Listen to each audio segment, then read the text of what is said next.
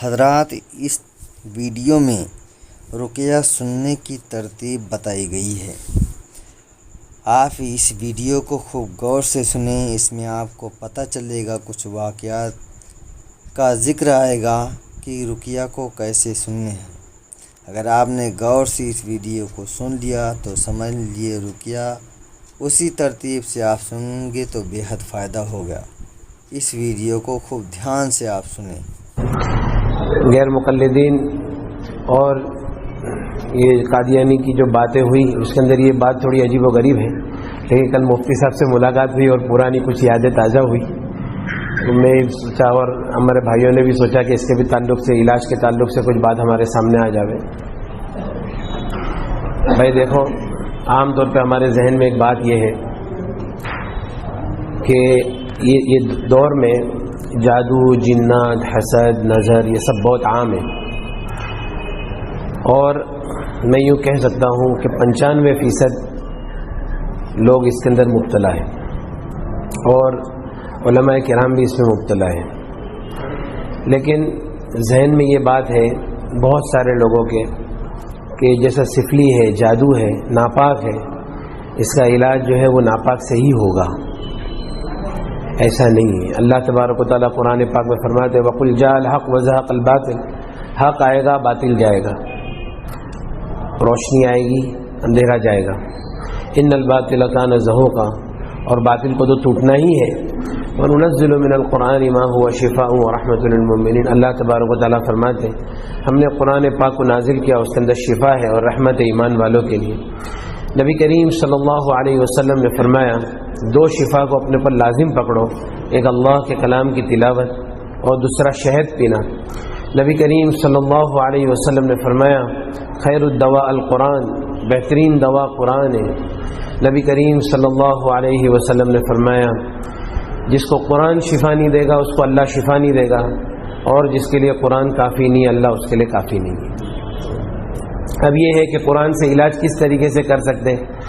اصل میں ایک سی ڈی ہے ہمارے پاس، اس کے اندر آیتیں ہیں، ہر وہ آیت جس کے اندر اللہ کی بڑائی، جہنم کا ذکر، شیاطین کا ذکر اور آخرت کا ذکر، اس سے شیطانوں کو بہت تکلیف ہے، تو وہ آیتوں کو جمع کرتے ہیں۔ تو حضرت شیخ زکریا رحمۃ اللہ علیہ کی منزل ہے جو 33 آیتیں ہیں۔ اسی طرح سے عرب کے علماء عاملین حضرات وہ لوگ اور بھی کچھ جادو کی آیتیں اس کے اندر ملاتے ہیں، نظر کی آیتیں ملاتے ہیں۔ تو جب وہ آیتیں سنتے ہیں تو آیت سننے سے اگر واقعی میں کچھ ہے، کوئی آدمی کے اوپر کوئی جادو ہے، حسد ہے، نظر ہے، تو وہ سننے سے بدن کے اوپر کیفیت ظاہر ہوتی ہے، جیسے سر میں درد ہوگا، گردن میں درد ہوگا، کمر میں درد ہوگا، اور جادو جس جگہ پر بدن کے اندر ہے وہ جگہ پہ درد بڑھتا چلا جائے گا۔ اگر کسی نے کچھ کھلایا ہے، عام طور پہ کھلانے کا معاملہ زیادہ ہوتا ہے، اگر کسی نے کچھ کھلایا ہے تو الٹی جیسا ہوگا۔ تو یہ سارے معاملات اب جب قرآن کی وہ آیتیں سنیں گے تو یہ سب تکلیف ہوگی۔ اب علاج یہ ہے کہ انہی آیتوں کو بار بار بار بار شفا کی نیت سے سننا ہے، مطلب اس کے پیچھے پڑ جانا ہے، سنتے ہی جانا ہے، اچھا لگے یا نہ لگے۔ جتنا ہم سنتے چلے جائیں گے اتنی ہماری تکلیف بڑھتی چلی جائے گی، لیکن تکلیف کتنی بھی بڑھ جائے اس سے پیچھے ہٹنا نہیں ہے، آگے ہی جانا ہے انشاءاللہ۔ اور پھر اس کے بعد میں ہو سکتا ہے کہ جادو بدن سے نکلنا شروع ہوگا، یا تو بدن میں بہت کھجلی ہوگی، یا بخار چڑھ جائے گا، یا پیشاب بہت ہوگی، یا تو جلاب بہت ہوں گے، یا الٹیاں بہت ہوگی۔ ہو سکتا ہے ہمارے بہت سے لوگوں کا علاج ہو سکتا ہے ایک ایک دن کے اندر 100 الٹی ہوتی ہے، 50 جلاب ہوتے ہیں، لیکن جتنا نکلتے جائے گا آدمی فریش ہوتے جائے گا۔ اور یہ سب کچھ ہونے کے بعد میں ہم 1 گھنٹہ 2 گھنٹہ 3 گھنٹہ لگاتار یہ آیتیں سنتے ہیں اور کچھ نہیں ہوتا ہے، سننے سے کوئی کیفیت بدن پہ نہیں آتی، تو اب سمجھ جانا چاہیے کہ الحمدللہ مکمل علاج ہو گیا۔ اب اگر کوئی یوں کہتا ہے کہ کچھ نہ کچھ تکلیف ہے تو یا تو پھر اس کا علم کمزور ہے یا پھر وہ بیوقوف بنا رہے۔ تو یہ قرآن کا ایک علاج ہے، بہت سارے علاجات ہوئے، اور جیسے میں 1-2 مثال آپ کو بتاتا ہوں۔ سب سے پہلے اچھا کینسر جو ہے نا، کینسر عرب کے علماء فرماتے ہیں کہ کینسر جو ہے وہ صرف جادو، جنات اور نظر سے ہی ہوتا ہے، کینسر کوئی بیماری، بلکہ بڑی بڑی بیماریاں، جتنی بھی بڑی بڑی بیماریاں ہیں، کینسر ہے، ہارٹ ہے، اسی طرح سے گھٹنوں کی تکلیف ہے، جوڑوں کا درد، اسی طرح سے بچے جو نہیں ہوتے اور عورتوں کو بہت خون جاتا ہے، یہ ساری تکلیفیں جنات اور نظر کی وجہ سے ہی ہوتی ہے۔ نبی کریم صلی اللہ علیہ وسلم نے فرمایا، اور ایک بات اور بھی دھیان رکھے بھائی کہ جادو کی اتنی حیثیت نہیں ہے، اس سے زیادہ خطرناک چیز جو ہے وہ نظر ہے۔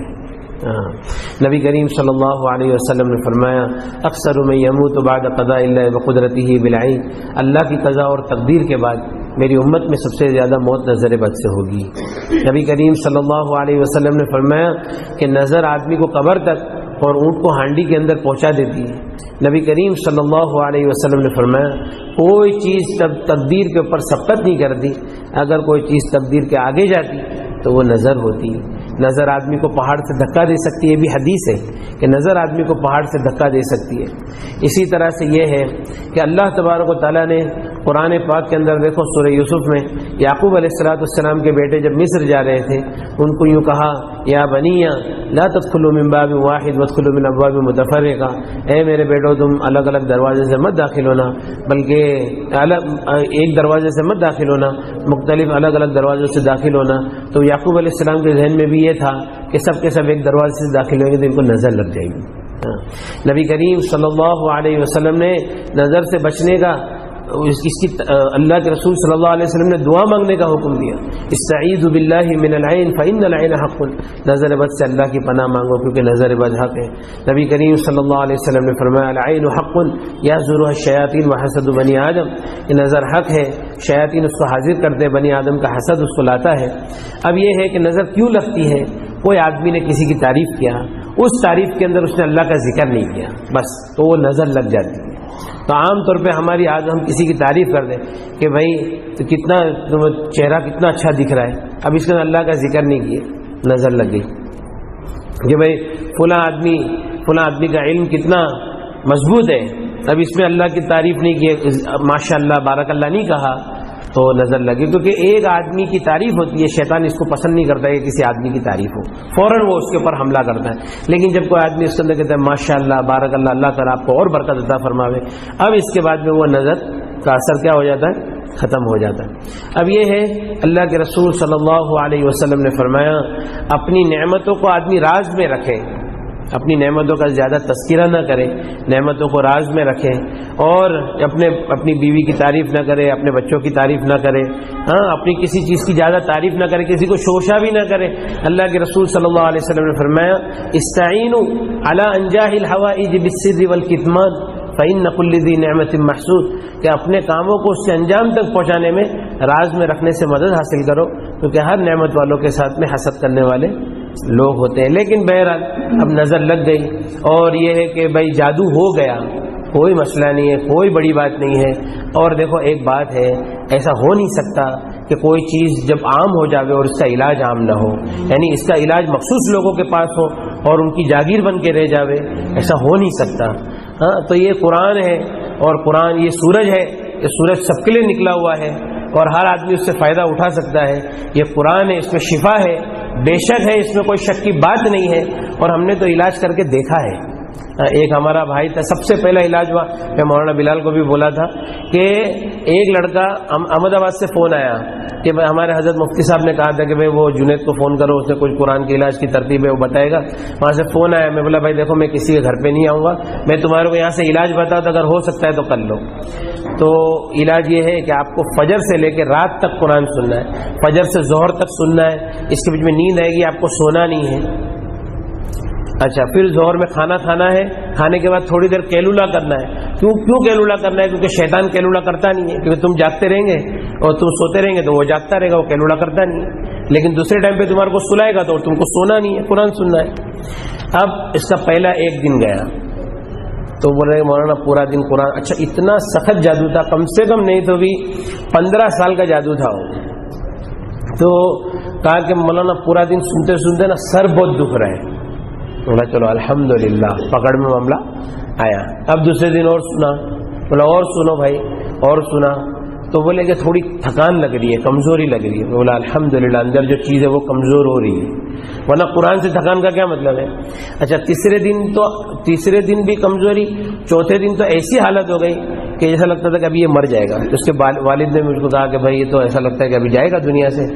میں بولا دیکھو بھائی جانا تو اس کو ویسے بھی ہے، کینسر میں ہے، آپ سوچ لو کھائی دونوں طرف ہے، یا تو ادھر گر جائے گا یا ادھر گرے گا. اس سے اچھا یہ قرآن ہے، اس کو چلنے دو. اچھا میں بولا کہ بھائی وہ بیمار ہو گیا بہت زیادہ، آپ کو کیا ہوا؟ بولے مولانا میں بھی اس کے ساتھ میں سنتا تھا لیکن میرے کو کچھ نہیں ہوا. بولا پھر آپ کو کچھ نہیں ہوا، اس کو ہو رہا ہے تو سوچو نا کیوں ہو رہا ہے، چلنے دو. اب 5واں دن تھا اور اس کو الٹی ہوئی، الٹی میں پتھر نکلا، اس کے اوپر لکھا تھا اوم. پھر دوسرا ببول کے کانٹے، گوشت کا ٹکڑا، بال، گانٹھ لگے ہوئے سب بال تھے، وہ سب نکلا. میں بولا بھائی یہ تو سب نکل گیا، وہ فریش ہو گیا. بولا ابھی اور بھی آپ کو سننا ہے. پھر اس کا میرے خیال سے کچھ 6واں دن تھا، اور جو قرآن سنا، ہری ہری الٹی، ہرے ہرے جلا. اور اس کا 9واں دن تھا، اور صبح سے رات تک نے قرآن سنا، وہ آیتوں کو سنا اور اس کو کچھ نہیں ہوا. بولے بھائی دیکھو الحمدللہ آپ کے وہ جو جادو وغیرہ تھا وہ سب ٹوٹ گیا، اللہ تعالیٰ نے آپ کو شفا دے دیا، اب کوئی مسئلہ نہیں ہے. اب آپ اپنا کینسر چیک کرا لو. اب کینسر چیک کرائے تو کینسر بھی نہیں ہے، الحمدللہ سب ختم ہو گیا. اسی طرح سے ہمارے یہاں پہ ایک عورت ہے، اس کے سینے کے اندر گانٹھ ہو گئی تھی کینسر کی. تو ہمارا وہ ایک بامبے میں ڈاکٹر ہے، ڈاکٹر سلطان پردھان، ایشیا کا سب سے بڑا ڈاکٹر ہے کینسر کا. تو اس نے بھی بول دیا تھا کہ بھئی یہ کینسر ہو گیا ہے. اب اس کے بعد جب قرآن پڑھے تو خبیث حاضر ہو گیا، معاف کر دو، چھوڑ دو، کبھی نہیں آئیں گے، یہ وہ. قرآن سنتے سنتے کمزور ہو کے وہ نکل گیا. اور پھر اس کے بعد میں بولا کہ بھائی ابھی قرآن اور سنتے رہو. تو اس کو ایسا لگتا تھا کہ وہ گانٹھ کے اندر کسی نے کیمیکل ڈال دیا ہے، اتنی جلن ہوتی تھی اور الٹی جلاب چالو ہو گئے. 2 دن تک ایسا چلا. 2 دن کے بعد میں کہا کہ اب وہ گانٹھ چھوٹی ہو گئی اور ایسا کچھ لگتا نہیں ہے، اب قرآن سننے سے کچھ ہوتا نہیں. بولا بھائی واپس چیک کر لو. 2 دن پہلے کا رپورٹ اور 2 دن کے بعد کا رپورٹ، اس کے اندر بتایا کہ کینسر ہے ہی نہیں، چربی کی گانٹھ ہے، ختم ہو گیا الحمدللہ. ہمارے سورت میں ایک صاحب تھے، تو ان کی بیوی کو خون بہت جاری رہتا تھا، اور خون کے بارے میں حدیث ہے الاستحاضۃ من الشیطان. تو ڈاکٹروں نے جب ٹیسٹ وغیرہ کیے تو کہا کہ بچے دانی کے اندر کچھ گانٹھیں ہیں، 5-6 گانٹھ ہے، تو اس کا آپریشن کرنا ہی پڑے گا، نہیں تو اس کا کوئی علاج نہیں ہے. تو انہوں نے یہ سوچا کہ چلو بمبئی میں اپنا آپریشن کریں گے. چلو بمبئی آئے تو کسی نے قرآن کے علاج کی ترتیب بتایا. میں نے بھی فون پہ تھوڑا سے ساتھ دیا کہ بھائی چلو، میں ان کو ترغیب دیا. انہوں نے قرآن سننا چالو کیا. تو صبح سے سنتے سنتے رات ہو گئی. اب اس رات میں انہوں نے رات الٹی ہوئی، دوسرے دن صبح میں ایک الٹی ہوئی، اور پھر اس طرح سے بہت خون نکلا اور خون بند ہو گیا. اور پھر اس کے بعد میں جب دوسرے دن آپریشن کے لیے گئے تو آپریشن کے پہلے ایک نارمل سونوگرافی ہوتی ہے. وہ سونوگرافی کے اندر دیکھا کہ بچے دانی میں تو گانٹھ ہے ہی نہیں. بولے تم کون کائے کے لیے آئے؟ تو بولے بھائی اس کے لیے. تو پہلے کا رپورٹ، دونوں رپورٹ دیکھا، 2 دن کے اندر الحمدللہ فرق ہو گیا. تو صرف قرآن سننا ہے، کچھ کام نہیں کرنا ہے. اصل تو قرآن پڑھنا ہے، لیکن صحیح پڑھنا ہے. اگر صحیح نہ پڑھنا آوے تو پھر اس کو سننا ہے. اور یہ بات اپنے ذہن سے نکال دے کہ بھئی سفلی کا علاج سفلی سے ہوتا ہے، نہیں، بلکہ اللہ کے کلام میں ہر چیز میں شفا ہے انشاءاللہ. ٹھیک ہے بھائی. تو اور بھی بہت ساری بات ہے لیکن ابھی وقت نہیں ہے، پھر کسی وقت. اچھا ایک آخری بات، چلو ایک آخری واقعہ بیان کر دیتا ہوں. ہمارے یہاں پہ ایک مولانا ہے، مولانا سلیم کر کے. تو ان کی زندگی میں 40-50 عاملوں کا انہوں نے علاج کیا ہوگا. تو وہ میرے پاس آئے، میں بولا کہ بھائی دیکھو آپ یہ CD سنو. اب انہوں نے 5-6 گھنٹے تک سنا. وہ بولتے میرے کو تو کچھ ہوا نہیں. بولے آپ کو کچھ ہوا نہیں، آپ کے پاس کچھ ہے ہی نہیں. وہ بولے ایسا کیسا ہو سکتا ہے؟ بولا بھائی دیکھو میں تو اللہ کی قسم کھا کے بولتا ہوں کہ آپ کے پاس کوئی معاملہ نہیں ہے. اب پھر اس کے بعد میں وہ ایک عامل کو لے کے آئی. بولے دیکھو مولانا یہ عامل بولتا ہے کہ ہے. بولا اچھا. بولا بھائی چل بتا کیسا ہے. تو اس نے نام لکھا، نام، ماں کا نام، پھر عدد سب نکالا لا کے. بولے دیکھو 3 بجا. 3 بج گیا مطلب اس پہ جادو ہے. تو بولا تو اللہ کی قسم کھا کے بول سکتا ہے کہ جادو ہے؟ بولے نہیں. بولا میں اللہ کی قسم کھا کے بولتا ہوں جادو ہے. تو بولا ہاں ہو سکتا ہے. پھر میرے کو الگ لے کے گیا، مولانا میرے کو بھی تھوڑا بہت سکھاؤ نا یار. بولا سکھائیں گے، ناٹک مت کر زیادہ. بولے مولانا آج سے میں کچھ نہیں کروں گا، جھوٹ نہیں بولوں گا. پھر وہ اس کو بھی تسلی ہو گئی. اور پھر اس کے بعد میں بولے اچھا اس کی جو بیماری تھی نا، اور آپ کو بیماری سنیں گے تو آپ کو ایسے ہی لگے گا کہ جادو ہے. کیا بولتا تھا کہ میں ہوٹل میں جاتا ہوں، میرے جو اسٹاف ہے اس کو دیکھ کے میرے پاؤں ایسے جام ہو جاتے ہیں، وہ گھبراہٹ ہو جاتی ہے. میرا بچہ رات کو سو جاتا ہے، میں بیوی کو بولتا ہوں اس کو اٹھا دے یار، یہ سوتا ہے نا میرے کو بہت تکلیف ہوتی ہے، بہت رونا آتا ہے۔ میں بولا اچھا۔ بولا تم نے کتنے سال سے تمہارے سر میں تیل نہیں لگایا ہے؟ تو بولے میرے کو جب سے ہوش آیا میں کبھی تیل لگایا ہی نہیں ہوں۔ بولا رات کو جاگنے کی عادت ہے؟ بولے ہمارا ہوٹل کا دھندا، ہم لوگ رات کو جاگتے۔ بولا ٹھیک ہے بھائی، آپ کے سر میں تیل لگاؤ۔ اب وہ تیل کی مالش، بولا پہلے دن تیل بہت جائے گا آپ کے سر میں، جانے دینا، اور اس کے بعد 2-3 دن کے بعد کیا ہوتا ہے بتاؤ۔ تو 2-3 دن کے بعد وہ ملنے کے لیے آیا، گلے والے ملا اور ایک پیشانی پہ بوسہ دیا۔ بولے مولانا الحمدللہ میں بہت اچھا ہو گیا، پہلے دن 1 کٹورا تیل میرے سر میں چلے گیا۔ بولا بھائی تیرے دماغ میں کچھ ہے، اور بھی کچھ گڑبڑ تھی اندر کی، تو اس کا بھی علاج الحمدللہ بتایا اس کو۔ پھر وہ تو بولا کہ مولانا اللہ تعالیٰ نے آپ کے ذریعے سے ہم لوگ کا تو یہ موت تک کا مسئلہ حل ہو گیا۔ اب یہ ہے کہ ایک اور آدمی کو لے کے آیا، 16 سال سے ان کے گھر میں جادو تھا۔ تو میں بولا بھائی یہ قرآن سنو، گھر میں جا کے قرآن چالو کیا، اس کی بیوی کو سنا تو خبیث حاضر ہو گیا بدن پہ۔ وہ خبیث بولتا ہے کہ بند کرو، اس سے کچھ ہونے والا نہیں ہے۔ وہ لوگ بولے مولانا یہ تو ایسا بولتا ہے کہ یہ قرآن سننے سے کچھ ہونے والا نہیں ہے۔ بولا دیکھو وہ بول رہا ہے نا کہ نہیں ہوئے گا، مطلب کچھ ہو رہا ہے۔ بولے اچھا نہیں ہوئے گا نا تو سب کو معلوم پڑ جائے گا کہ نہیں ہوا، تو تو بول رہا ہے نا کہ نہیں ہوئے گا مطلب کچھ ہو رہا ہے، تو اس کو چلنے دو۔ اچھا بولے نہیں جاؤں گا، خبیث بولتا نہیں جاؤں گا۔ اچھا میں مت جا، ادھر ہی رہے قرآن سن، ہم لوگ تیرے کو تھوڑی بولتے تو جا، ادھر ہی رہے قرآن سن۔ بعد میں بولتا ارے بھائی میرے کو جانے دو، میرے کو چھوڑ دو۔ اچھا پھر ایسا ہوا کہ وہ خبیث نے یوں بولا کہ 16 سال کی پوری سٹوری بیان کیا کہ میں یہ آیا تھا، اس نے جادو کیا، یہ کیا ہو گیا۔ اور بولے جس جادوگر نے مجھے بھیجا ہے یہاں، وہ آج نہیں تو کل یہاں پہ مجھے لینے کے لیے آئے گا۔ اور واقعی میں 5 دن کے بعد پالنپور سے ایک سادھو آیا بمبئی، ایڈریس ڈھونڈتے ڈھونڈتے، اسی گھر میں جس میں قرآن چالو تھا۔ وہ بولتا تھا میں تمہارے ہاتھ جوڑتا ہوں، میں نے 500 روپے میں یہ جادو کیا تھا، لیکن میں 5 لاکھ روپے دیتا ہوں، یہ میرے کو میری چیز واپس دے دو۔ اور اس کے بعد میں ہم لوگوں نے مشورہ کیے تو بولے بھائی چلو اگر وہ لے کے جاتا ہے تو لے کے جانے۔ تو اس نے کرتے کا ایسا کونے کا کپڑا کاٹا اور اس کے عورت کے اوپر گھما کے بولا چل ساتھ میں، ایسا کر کے اس کو لے کے نکل گیا۔ الحمدللہ 16 سال کا جادو اللہ تعالیٰ نے آسان کر دیا۔ سب باتیں تو اور بہت ساری ہیں، لیکن بس یہ ہے کہ قرآن کے علاج کی ترتیب کو اپنے یہاں پہ بھی چالو کر سکتے ہیں، لوگوں کو بتا سکتے ہیں، بس اللہ تعالیٰ عمل کی توفیق دے دیں۔ صحیح ہے؟ نہیں منزل ہے، منزل کی آیت ہے وہ، لیکن وہ جو قرآن ہے نا، من القرآن ہے نا، سی ڈی میں انشاءاللہ بھیج دوں گا۔ تو ہاں سی ڈی تو مولانا ان کے پاس آ گئی ہے، ویسے میں نے کل رات کو وہ رکیا ڈال بھی دیا تھا فون میں، اس سی ڈی میں ہی سنتے رہیں گے، وہ سنتے رہنا ہے بار بار۔ اچھا ایک بات دیکھو، ایک بات ہے بھائی سمجھنے کے لیے، وہ کیا ہے معلوم ہے، اندر والے کی جتنی طاقت ہے نا اس سے زیادہ اس کو قرآن سنانا ہے، اس سے زیادہ۔ مطلب اب جیسا کوئی آدمی بولے کہ مولانا اپن بولے جادو ہے، ٹھیک ہے جادو سمجھ میں آ گیا جادو ہے، بولے میں تو منزل پڑھتا ہوں۔ بھائی تم ایک بار پڑھتے ہو نا تو اس کو برداشت کرنے کی طاقت ہے۔ اب جیسا میں موٹا آدمی ہوں، میں بولتا ہوں میں ڈاکٹر کے بعد ڈاکٹر صاحب میں تو روز چلتا ہوں اور میرا وزن کم ہوتا ہی نہیں ہے۔ بولے تم کتنا چلتے؟ بولے آدھا گھنٹہ۔ بولے تمہارا آدھا گھنٹہ تمہاری عادت ہو گئی، تم جہاں پہ تھکیں گے مریں گے اور چلیں گے نا تو تمہارا وزن کم ہوئے گا۔ تو اسی طرح سے اندر والے کی عادت ہے اس کو برداشت کرنے کی، تو اس سے زیادہ اس کو دینا ہے لوڈ قرآن کا، پھر اس کے بعد ہیوی ڈوز، پھر اس کے بعد میں لاسٹ میں وہ تھکنا چالو ہوگا۔ اور تھکنے کی سب سے بڑی علامت یہ ہے کہ قرآن سننے کے ٹائم پہ نیند آئے گی، مطلب وہ کمزور ہو رہا ہے، اس کو آرام چاہیے، اس وقت سونا نہیں ہے۔ پھر جلاب میں الٹی میں نکل جائے گا، اور آپ 1 گھنٹہ 2 گھنٹہ 3 گھنٹہ سنتے اور کچھ ہوتا نہیں ہے، ختم ہو گئی بات، اب کچھ ہے ہی نہیں۔ ہم لوگ نا بہار گئے تھے، ہمارے ایک چاچا ہے، انہوں نے کہا تھا وہ کوئی ایک عامل بہار میں بہت اچھا تعویذ دیتے، تو چاچا نے مجھے زبردستی بھیجا۔ میں چاچا کو بولا چاچا قرآن سنو، کا کوئی سب لفڑے میں پڑھتے؟ بولے نہیں یار تعویذ لے کے آ جائے یار۔ ہم لوگ بہار گئے، جب بہار میں وہ عامل صاحب کے یہاں کم سے کم 200-250 آدمی کی لائن لگتی تھی، اور ہم لوگ تو مہمان خصوصی تھے، بہت اچھا استقبال ہوا۔ اور ہم لوگ ایک کمرے میں تھے، تو قاری صاحب کا خاص آدمی، کیٹلی گرم والا آدمی نا، کیٹلی گرم والا آدمی، وہ ہمارے پاس ملنے کے لیے آیا۔ تو بولتا ہے کہ مولانا، وہ حکیم صاحب تھے، ان کو پوچھا کہ حکیم صاحب بہت قبض رہتا ہے، اس کی کوئی دوا ہے؟ حکیم صاحب نے ایک دوا بتایا, بولے یہ تو میں کھا چکا ہوں. دوسری بتایا, بولے یہ بھی میں کھا چکا ہوں, کچھ ہوتا نہیں ہے. تو میں حکیم صاحب کو بولا, حکیم صاحب اتنا کچھ مسئلہ ہوئے گا. حکیم صاحب بولے بھائی ابھی ہم دوسرے کے علاقے میں ہیں, ہاں تم ادھر یہ سب مگج ماری پالتے. میں بولا ٹھیک ہے. پھر وہ آیا, اس کو بولا بھائی دیکھو یہ گڑبڑ ہے, قاری صاحب کے پاس تم علاج کراؤ. بولتا چھوڑو سب قاری صاحب واری صاحب, تم میرا علاج کرو. بولا ٹھیک ہے بیٹھو. اب میں نے قرآن پڑھنا چالو کیا اس کے اوپر, وہی رکیا.